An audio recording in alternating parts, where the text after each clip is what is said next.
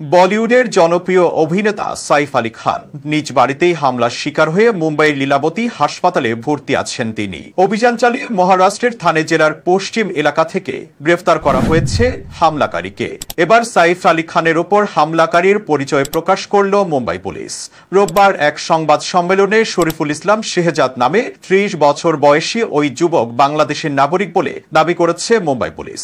তার কাছ থেকে উদ্ধার করা কিছু সামগ্রী এমনই ইঙ্গিত দেয় বলেও জানানো হয়। মুম্বাই পুলিশের দাবি, ওই হামলাকারী ভারতে প্রবেশের পর তার নাম পরিবর্তন করে বিজয় দাস রাখে। মূলত ডাকাতি করার উদ্দেশ্যেই সাইফ আলী খানের বাড়িতে প্রবেশ করে সে। ভারতীয় সংবাদ মাধ্যম হিন্দুস্তান টাইমসের প্রতিবেদন থেকে জানা যায়, ওই হামলাকারী ৫-৬ মাস আগে মুম্বাইয়ে এসেছিলেন, থাকতেন শহরটির আশপাশের এলাকায়। সে কাজ করত একটি হাউসকিপিং এজেন্সিতে। তবে বাংলাদেশে তার বাড়ি কোথায় এই বিষয়ে বিস্তারিত কিছুই জানানো হয়নি।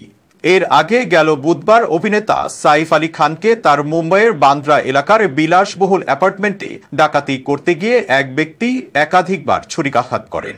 ঘটনার সময় সাইফ আলী খান, তার স্ত্রী ও অভিনেত্রী কারিনা কাপুর, তাদের 2 সন্তান সহ পুরো পরিবার এবং তাদের 5 জন গৃহ পরিচারিকা বাসায় অবস্থান করছিলেন। ডাকাতি ঠেকাতে গেলে সাইফ আলী খানকে মোট 6 বার ছুরিকাঘাত করা হয়। পরে সেখান থেকে পালিয়ে যায় হামলাকারী। ঘটনার পরপরই তাকে দ্রুত মুম্বাইয়ের লীলাবতী হাসপাতালে নিয়ে যাওয়া হয়। সেখানে জরুরি অস্ত্রোপচার শেষে তাকে বিপদমুক্ত ঘোষণা করে চিকিৎসক। এরই মধ্যে তাকে শঙ্কামুক্ত ঘোষণা করে আইসিইউ থেকে ডিসচার্জ করা হয়েছে। এদিকে সাইফের ওপর হামলার ঘটনায় হতবাক পুরো ভারতবাসী। সিটির আইন শৃঙ্খলা নিরাপত্তা নিয়েও প্রশ্ন তুলেছেন কেউ কেউ। এমনকি প্রশ্ন উঠেছে সাধারণ মানুষের নিরাপত্তা নিয়েও।